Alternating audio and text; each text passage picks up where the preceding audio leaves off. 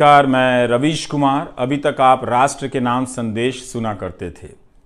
जब किसी को लगे कि सेठ देश को अपनी जेब में रखने लगा है, तब राष्ट्र के नाम संदेश सुनना बंद कर दीजिए।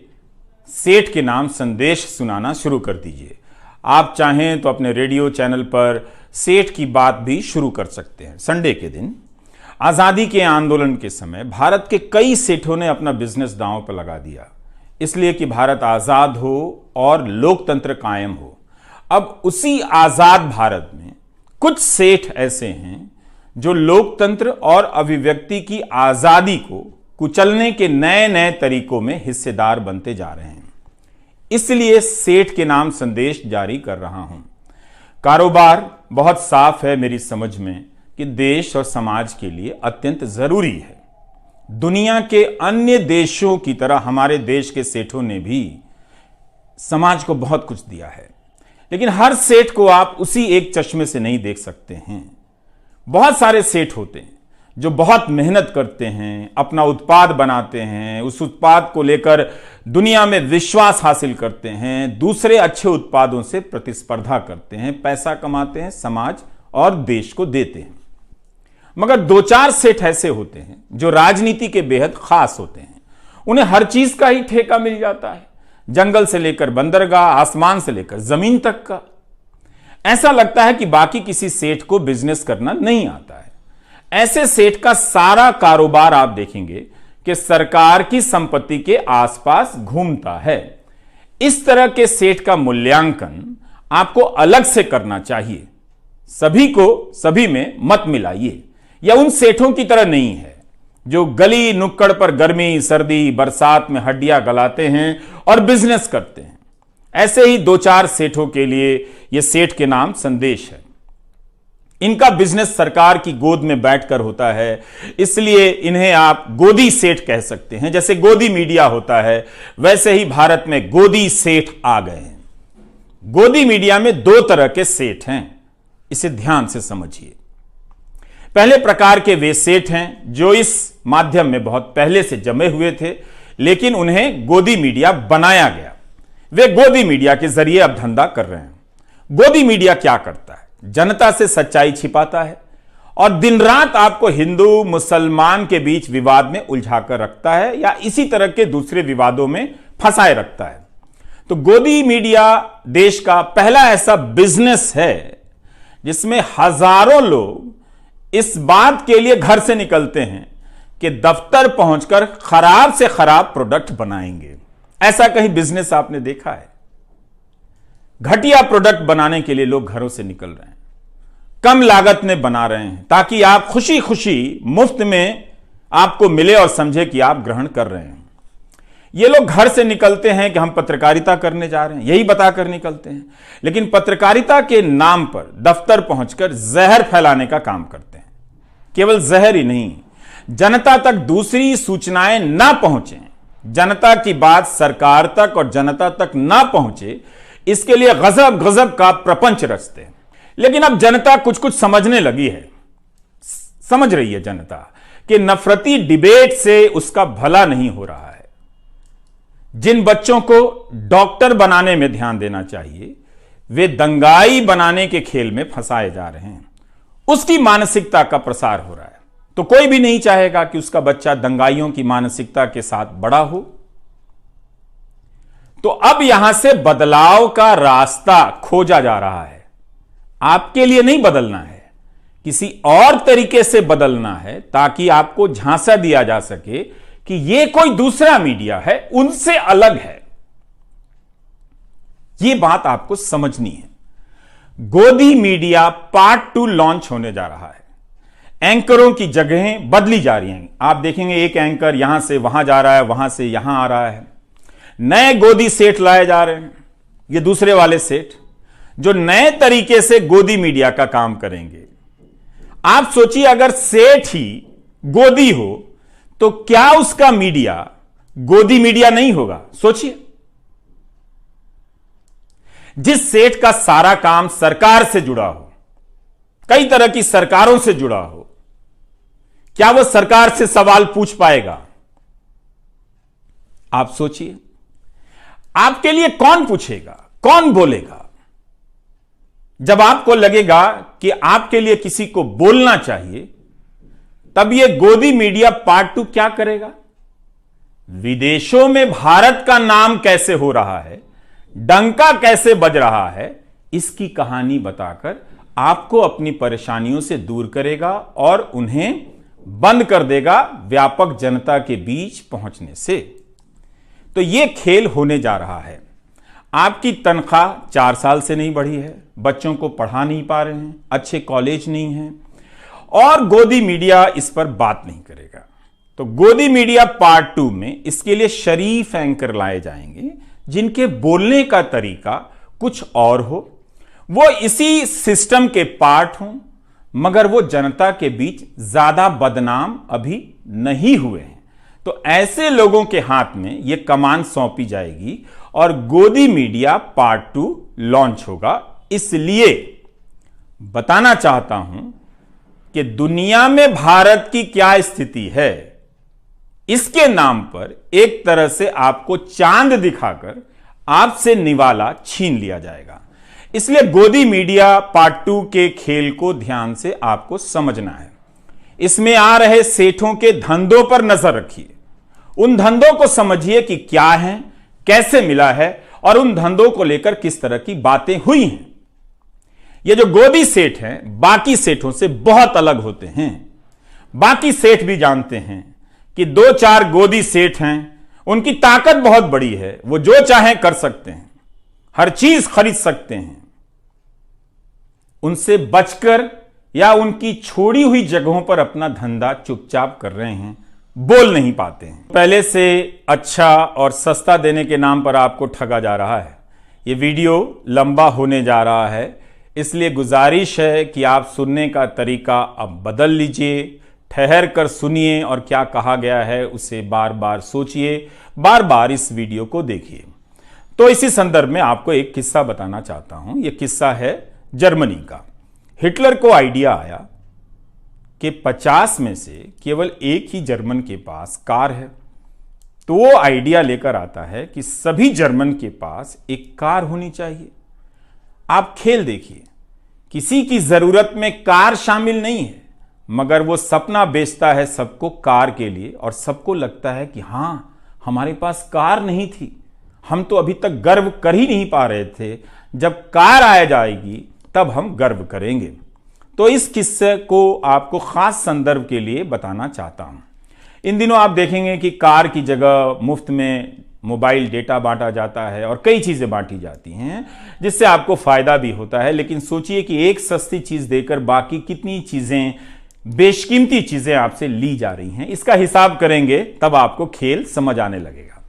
तो मई 1937 में नाजी पार्टी की मजदूर इकाई एक कोऑपरेटिव बनाती है, फोक्सवैगन के नाम से फर्डिनेंड पोर्श को ले आती है, जो अमीरों की कार तब बनाया करते थे। बहुत ऑटोमोबाइल इंजीनियर थे उस समय के, बहुत ही लोकप्रिय ऑटोमोबाइल इंजीनियर थे फर्डिनेंड पोर्श। अब वो गरीबों के लिए, आम लोगों के लिए सस्ती कार की डिजाइन करने लग जाते हैं। हिटलर के दोस्त माने जाते थे, इसलिए आज के हिसाब से उन्हें तब का गोदी सेठ कहा जा सकता है, बिल्कुल कहा जा सकता है फर्डिनेंड पोर्श को। तो वो एक कार डिजाइन करता है और उसी वक्त दिसंबर 1938 में यहूदियों के लिए कार चलाने पर रोक लगा दी जाती है। एक तरफ जनता सस्ती कार मिलने के सपने में खोई हुई है, दूसरी तरफ उसी जनता के एक बड़े हिस्से के कार चलाने पर रोक लगाई जाती है और उसे गैस चैम्बर में भेजा जाने लगता है। अब आप समझ रहे हैं, कुछ कुछ सोचिएगा। तो इसलिए कहा जाता है, जो लोग कहते हैं कि तकनीकी सभी के लिए समान अवसर लेकर आती है, यह बात पूरी तरह से ठीक नहीं है। अंतिम और सबसे बड़ा फायदा किसे होता है, ये हम इतनी आसानी से नहीं समझ सकते हैं। एक किस्सा और है, सभी कार खरीद सकें, इसलिए उस समय हिटलर की पार्टी ने एक बचत योजना बनाई, जिसमें 3 लाख से अधिक लोगों ने अपनी पूंजी लगा दी। लेकिन तब तक द्वितीय विश्व युद्ध शुरू हो गया और हंगामा मच गया कि देश के लिए कुछ करना है, और वो कंपनी जो है वो कार की जगह सैनिक साजो सामान बनाने लग जाती है। 3 लाख लोगों को कार नहीं मिलती है, उनकी पूंजी डूब जाती है। उस कंपनी में एक कामगार था जिसने बाद में अपना एक अनुभव बताया। 15,000 लोग बंधुआ मजदूरी करते थे। 350 लोग इसलिए मर गए कि उनके इलाज की कोई व्यवस्था नहीं की गई, यानी इंसान की वहां कोई कीमत नहीं थी। तो उस व्यक्ति ने क्या कहा? उसने कहा कि उसे कारखाने में ही समझ में आया कि वह एक गुलाम है। उस प्लांट में काम करते हुए उसने महसूस किया कि वह केवल एक सामान है, वस्तु है, व्यक्ति नहीं है जो केवल काम और काम कर सकता है किसी के इशारे पर। इसी समय गुलाम भारत के सेठ क्या कर रहे थे? उस इतिहास में जाएंगे तो आप सेठों पर गर्व करेंगे। बल्कि आज भी भारत के लाखों व्यापारी आज़ादी के आंदोलन में उस समय के सेठों की भूमिका पर गर्व करते हैं। ऐसी विरासत देकर गए हैं वो। हम सभी को करना चाहिए। हम केवल चंद बड़े सेठों के नाम जानते हैं जो मैं बताऊंगा, लेकिन उस वक्त देश भर के अनगिनत सेठों ने, कारोबारियों ने अपना बिजनेस दांव पर लगा दिया कि भारत आज़ाद हो, लोकतंत्र कायम हो। जमनालाल बजाज, वाडीलाल लल्लू भाई मेहता, सैमुअल एरन, लाला शंकर लाल भी सेठ ही थे। ब्रिटिश हुकूमत से लोहा ले लिया, सीधे कांग्रेस में शामिल हो गए जो उस वक्त आज़ादी के आंदोलन का नेतृत्व कर रही थी।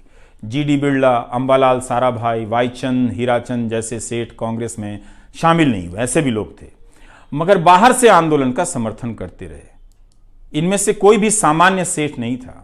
हमारे हीरो हैं ये लोग, हमारी आज़ादी की लड़ाई की विरासत हैं। इन्हें भी छापा पड़ने और बिजनेस डूब जाने का डर रहा होगा, मगर ये उस डर से उस वक्त बाहर आ गए। इन सब सेठों के योगदान को आप ध्यान से देखिए, पता चलेगा कि कईयों ने अपनी दुकान जलाकर आज़ादी के आंदोलन को सींचा है। आज भी ऐसे कई सेठ हैं जो भारत को इन्हीं सपनों के साथ देखना चाहते हैं, आज भी, मगर वे डर गए हैं, डरा दिए गए हैं, इसलिए अब नहीं बोलते हैं। आपको याद है एक बार राहुल बजाज ने अमित शाह से एक सवाल पूछ लिया, कितना हंगामा मच गया था, बड़ी खबर बन गई थी, क्योंकि अब पब्लिक में आपके सेठ सरकार से सवाल नहीं करते हैं। एक समय था जब काफी बोला करते थे, इसलिए मुझे लगा कि सेठ के नाम संदेश जारी करना जरूरी है। तो आजादी के समय के सेठ बिजनेस तो कर रहे थे, मगर यह भी देख रहे थे कि जनता के साथ अन्याय हो रहा है। उन्होंने आजादी की लड़ाई में हाथ और धन दोनों बटा दिए। बेंगलुरु के हाजी उस्मान सेठ ने तो अपनी सारी पूंजी गांधी के आंदोलन को दे दी, आयात किया हुआ सारा सामान जला दिया। बाद में हाजी उस्मान की मौत किराए के मकान में हुई, लेकिन जब उनकी मैयत निकली तो इतने लोग शामिल हुए कि 5 किलोमीटर की लाइन बन गई। यह था सेठों के प्रति सम्मान, उनका आदर और उनका योगदान।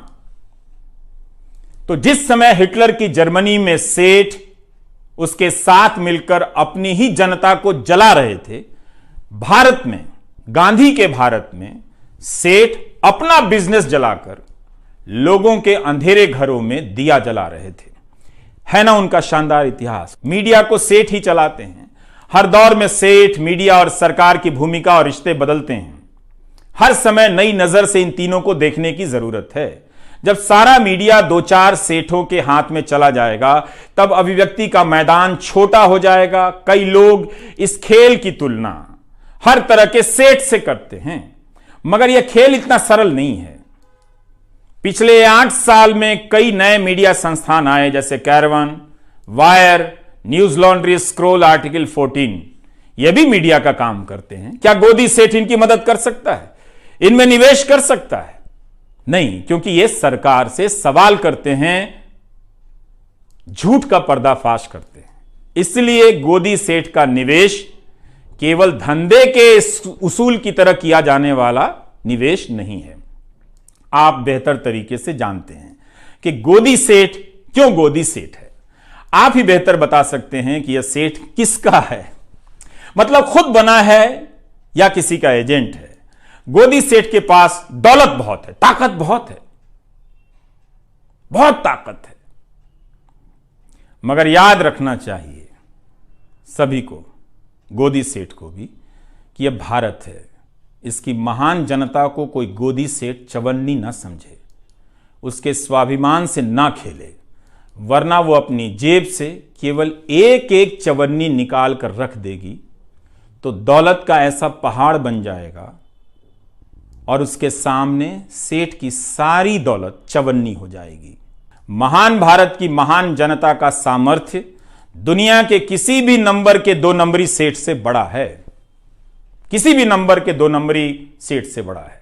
सेठ के नाम संदेश इसी मकसद के लिए है, बताने के लिए। पूरी दुनिया में देखिए, केवल भारत में नहीं है, सेठ लोग क्या कर रहे हैं। 2-4 ही सेठ होते हैं हर देश में, वो पूंजी को अपने नियंत्रण में कर लेते हैं, सारी पूंजी उनके पास होती है। ऐसे सेठ राजनीति की गोद में होते हैं और राजनीति इनकी गोद में होती है। विकास की राजनीति के नाम पर ऐसे सेठ आपके लिए नौकरी का सपना पैदा करते हैं, कुछ समय के लिए, कुछ को रोजगार देते भी हैं, फिर उस नौकरी के नाम पर जंगल, जमीन, आसमान तक पर अपना कब्जा जमा लेते हैं। आप देखेंगे कि इस काम में 2 ही 3 सेठ होते हैं, ज्यादा से ज्यादा 10 होते हैं। किसी भी देश में देखिए, केवल भारत में नहीं है। इनका मकसद रोजगार और देश के लिए धन पैदा करना नहीं होता, अपने नेता के लिए जनता को निर्धन करना होता है, ताकि उस जनता को मुफ्त में 2-4 चीजें देकर एहसान किया जाए, जताने की कोशिश हो कि आपको हम दे रहे हैं, लेकिन आप गिनिए कि आपसे कितना वो ले रहे हैं। तो हर इस काम में हर देश में 2 ही 4 बड़े गोदी सेठ होते हैं जो हर तरह का मीडिया खरीद लेते हैं और बाद में जनता को खत्म कर देते हैं। मुमकिन है गोदी सेठ के यहां काम करने के लिए पत्रकारों की लाइन लग जाएगी। नौकरी है, मजबूरी है, यह बिल्कुल समझता हूं मैं। नौकरी ठुकरा देना सबके लिए मुमकिन नहीं है, लेकिन यह बात आपके भीतर साफ होनी चाहिए कि यह पत्रकारिता नहीं है। मैं ये अपराध बोध आप पर नहीं डालना चाहता, आपकी मजबूरियों को समझता हूं। मैं ये बात पत्रकारों से कह रहा हूं, फिर भी मैं कहना चाहता हूं कि याद रखिएगा, आप एक खतरनाक गोदी सेठों के यहां काम कर रहे हैं। ये बात आप याद रखिएगा। इसलिए जनता से कहता हूं कि आप गोदी मीडिया देखना बंद कर दें, ताकि गोदी चैनलों के पत्रकारों को आजादी मिल जाए। जनता का दबाव बढ़ेगा तो पत्रकारों को अच्छा काम करने का मौका मिल सकता है। इसके बाद भी गोदी सेठ के पत्रकार अगर वो नौकरी ना छोड़ पाए, उनके यहां नौकरी करने के लालच से अपने आप को ना रोक पाए, तो एक बेहद आसान रास्ता बताता हूं। जब वे दफ्तर से घर लौट कर आए तो अपने बच्चों से, पत्नी से, परिवार के सदस्यों से और रिश्तेदारों से उनके कान में कह दें कि भारत में पत्रकारिता खत्म कर दी गई है, ये लोकतंत्र नहीं है। जो खबर बताई जानी चाहिए वो खबर नहीं बताई जाती है। आज हमने कई जरूरी खबरों की हत्या की है, हत्या होते हुए देखी है। नए और अच्छे कहे जाने वाले पत्रकारों को लाया जाएगा। गोदी मीडिया पार्ट 2 लॉन्च होगा। ये बातें बहुत अच्छी करेंगे, शालीन तरीके से करेंगे, आपको पता भी नहीं चलेगा कि चीजें बदल गई हैं। पहले धक्का देकर आपको बाहर निकाला गया, अब कंधे पर हाथ रखकर, गर्दन सहलाकर आपका काम तमाम किया जाएगा। तो तमाम तरह के प्रोमो आएंगे जिससे लगेगा कि ये पत्रकारिता के तारणहार आ गए हैं, अब पत्रकारिता ये लोग बचा लेंगे। लेकिन इनकी भाषा पर गौर करते रहिएगा, इनकी आंखों में झांक कर देखिएगा। ऐसे बोलेंगे जैसे अपने गुल्लक का सोना गलाकर भारत की गुलाम हो चुकी पत्रकारिता को ये सोना बनाने आ गए। जो बताया जा रहा है उसे देखिए, जो नहीं बताया जा रहा है उसके बारे में सोचिए। चैनलों से खबरें गायब हो रही हैं, खबरों की जगह झगड़े भर दिए जा रहे हैं। गोदी सेठों का गोदी मीडिया, अलग अलग चैनल मगर सभी का काम एक। क्या यह आजाद मीडिया की निशानी है? खुद से सोचिए। यह कैसा बिजनेस है जहां खराब माल बनाने को लेकर कंपटीशन हो रहा है? बिना आजाद मीडिया के नागरिक की आजादी का क्या मतलब है? कहां बोलेंगे आप? किससे बोलेंगे आप? क्या आप बर्दाश्त कर सकते हैं कि इतने महान देश में एक आजाद मीडिया नहीं है? यह गर्व की बात है। जितने भी पुराने और सांस्थानिक मीडिया थे सब के सब गोदी हो गए। यूट्यूब का भी फॉर्मूला ये लोग एक दिन निकाल लेंगे। आजाद पत्रकारों के लिए खतरे बढ़ने वाले हैं। राष्ट्रीय सुरक्षा से जोड़कर उन्हें अब दबाया जाएगा। इसके नाम पर पहले ही कई लोगों को फर्जी तरीके से जेल में बंद किया गया है। आप जानते हैं, कई उदाहरण दिए जा सकते हैं। तो अब बारी आजाद पत्रकारों की है।